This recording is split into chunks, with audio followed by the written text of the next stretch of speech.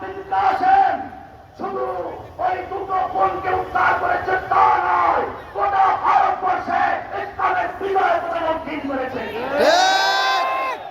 আমিও তোমাদের বলতে চাই, আবার যদি রাজা তাহিরের প্রেতাত্মারা হাসিনার রূপ ধরে অথবা সন্ত্রাসী যুবলীগ ছাত্রলীগের রূপ ধরে সন্ত্রাসী ধর্ষণ লীগের রূপ ধরে বাংলার জমিনের দিকে পা বাড়ায়, আমার যুবকেরা যদি ইসলাম নামক উগ্র হিন্দুদের মাথায় ভর করে উঠতে চায়, তাহলে মোহাম্মদ বিদ্যাসেন হারে মাঠে নেওয়ার জন্য তৈরি আছো কিনা?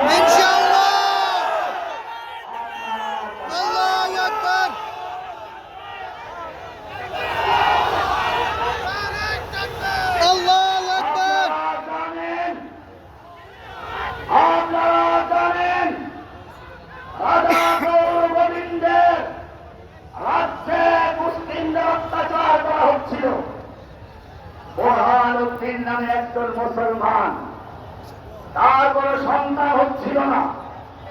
অনেকদিন পরে একটা পুত্র সন্তান হলো, আকিকার জন্য গরু জবাই করেছিল। এই অপরাধে সেই উগ্র হিন্দু রাজা সেই বোরহানউদ্দিনের হাত কেটে ফেললো গরু জবাই অপরাধে। শিশু বাচ্চাটাকে বলি দেওয়া হলো। তখন তিনি দিল্লির মুসলিম শাসকদের সাহায্য চেয়েছিল। আপনারা জানেন সেই সাহায্যের তাকে সাড়া দিয়ে শাহজালাল রহমাতুল্লাহ আলাইহি আগমন করেছিলেন। রাজা গৌর গোবিন্দকে উচিত শিক্ষা দিলেন। আমি বলতে চাই, আবার যদি বাংলা জমিনের দিকে কোন গৌর গোবিন্দের আগমন ঘটে, গৌর গোবিন্দ প্রেতাত্মারা যদি এখানে আবার চক্রান্তে দিতে চায়, শাহজালাল হয়ে মায়ের আমার জন্য তৈরি আছো কিনা? আল্লাহুম্মা আমিন। রব্বানা যালামনা আনফুসানা وإن لم تغفر لنا وترحمنا لنكونن من الخاسرين. اللهم آمين.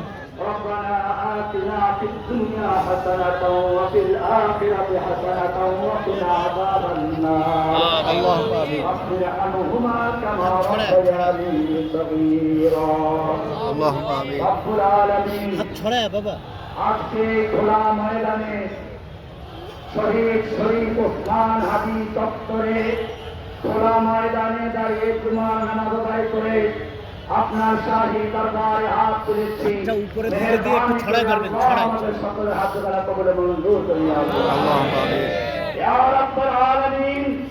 আজকে যারা আমার সঙ্গে হাত তুলেছে, এই ময়দানে থাকুক বা যেখানেই থাকুক, দেশে প্রদেশ করে বিদেশে যেখানেই থাকুক, রাব্বুল আলামিন মেহেরবানি করে আমাদের সকলকে আপনার